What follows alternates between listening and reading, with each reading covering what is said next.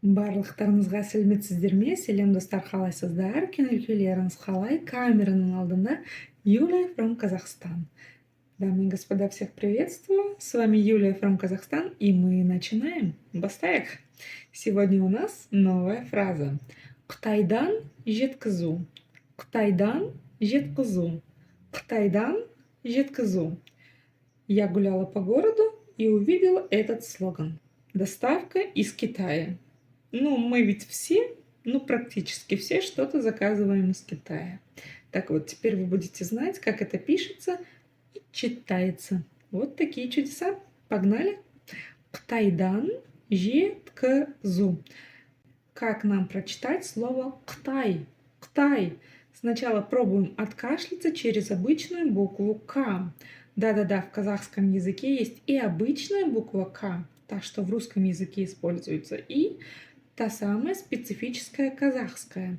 Так вот, пробуем откашляться через букву К. К, К, К. Затем у нас идет буква И. Вот она, да? Как ее прочитать? В отличие от русской буквы И, она читается очень и очень коротко. К, не К, а К, намек.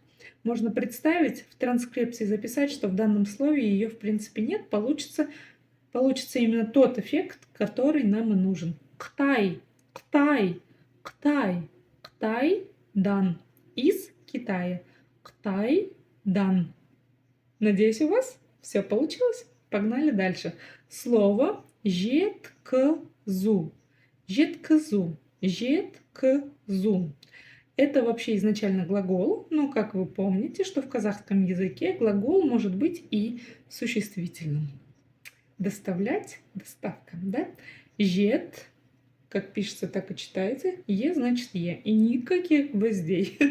Жет, жетк, жеткізу. Помните, в первом слове, в слове Қытай, мы букву У произносили кратко, да? Здесь буква чуть мягче, чем буква И, и точно так же коротко произносится.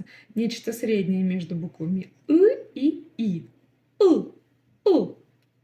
Жеткізу, жеткізу. Қытайдан жеткізу. Қытайдан жеткізу. Дамы и господа, я надеюсь, у вас получилось все прочитать. И если вам понравилось, то увидимся с вами в следующий раз. Ваша Юля from Казахстан.